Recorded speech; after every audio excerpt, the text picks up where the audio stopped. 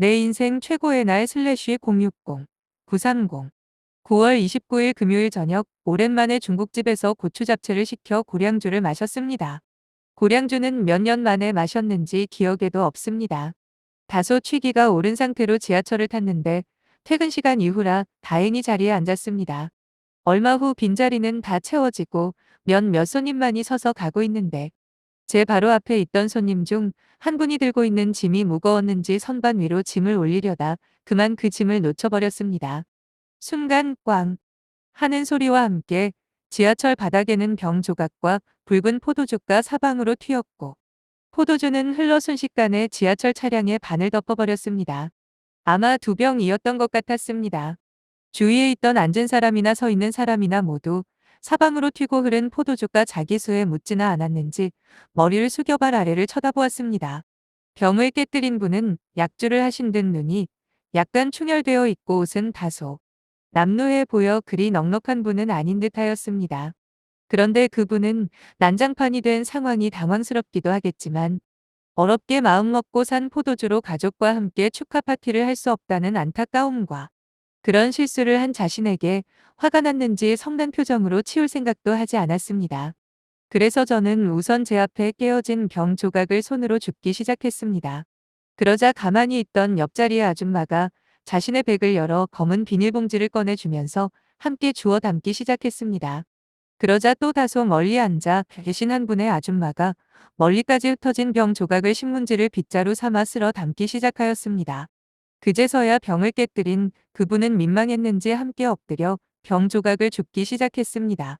빈자리만 나면 멀리서 사람을 밀치며 쫓아와 자리를 놓고 옆 사람께 먼저 앉으라고 양보하고 있는 저를 어이없게 만드는 얄미운 아줌마들이지만 오늘같이 씩씩한 아줌마도 있다는 사실에 저는 흐뭇하였습니다. 그런데 갑자기 자리에서 신문을 열심히 보시던 한 50대 후반의 아저씨가 보던 신문을 지하철 바닥에 하나하나 깔면서 쏟아진 붉은 포도주를 꼼꼼히 닦기 시작하였습니다. 그러자 아까 병을 줍던 아줌마와 나는 그분이 깔아놓은 신문지로 함께 바닥을 닦기 시작하였습니다. 그 아저씨는 여러 손님들의 시선에는 아랑곳하지 않고 쪼그려 앉아서 손으로 꼼꼼히 닦으셨습니다. 물론 저는 발로 쓱, 쓱 했죠. 차량 안이 어느 정도 정리가 될 쯤 병을 깬 아저씨는 도와주신 분들께 고맙다고 인사하고 주위 사람들께 미안하다며 사과하기 시작했는데 저에게도 도와줘서 고맙다고 인사를 했습니다. 그래서 저는 다소 큰 소리로 야, 예술, 작품을 만드셨습니다. 하고 말했더니 씩 웃기만 하고 쓰레기를 정리한 후 자리에 앉으셨습니다.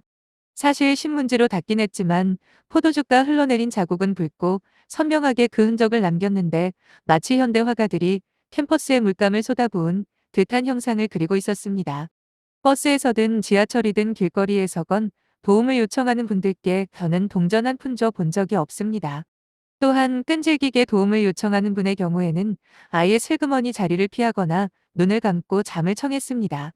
돈이 없어서가 아니라 다른 사람들의 시선을 받는 것 자체가 부담이 되었기 때문입니다. 그런 제가 지하철에서 그런 용기를 내고 그런 행동을 했다는 것은 저 자신에게는 놀라운 사실이며 엄청난 변화였습니다. 물론 술을 마시지 않았다면 다른 대부분의 사람들과 같이 가만히 자리에 앉아 눈을 감고 있거나 신문이나 책을 읽고 있었음이 틀림없습니다. 목적지역에서 하차한 후 집으로 걸어오는 내내 저는 저의 행동에 대해 곰곰이 생각했습니다. 과연 나는 술을 마시지 않고도 그런 일을 할 수 있을까? 다른 아줌마와 아저씨는 멀쩡한 정신에 잘도 하는데 나는 왜 술에 힘이 필요한 것일까?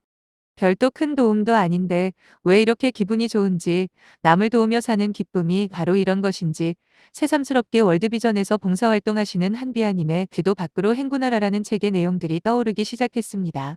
좌우지간 어제는 내 인생 최고의 날이었고 주변 사람들이 함께 도움 주는 모습을 보면서 이래서 세상은 아름답고 살만하다는 생각을 갖게 되었습니다.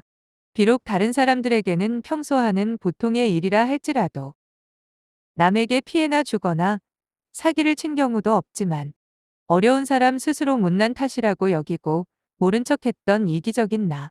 내가 여기까지 온 것은 스스로가 잘나고 노력한 탓이라 여기고 뒤에서 말없이 묵묵히 도와주며 감사 앉아주셨던 분들의 은혜도 모른 채 나이 50이 되도록 주변은 한 번도 둘러보려고도 않는 나. 주변인의 삶이 어찌 되던 주인공으로만 살려고 발버둥치며 무엇이 진정한 삶인지, 어떻게 사는 것이 가치 있는 삶인지 생각하기를 귀찮아하고 사치로만 여기며 살아왔던 나.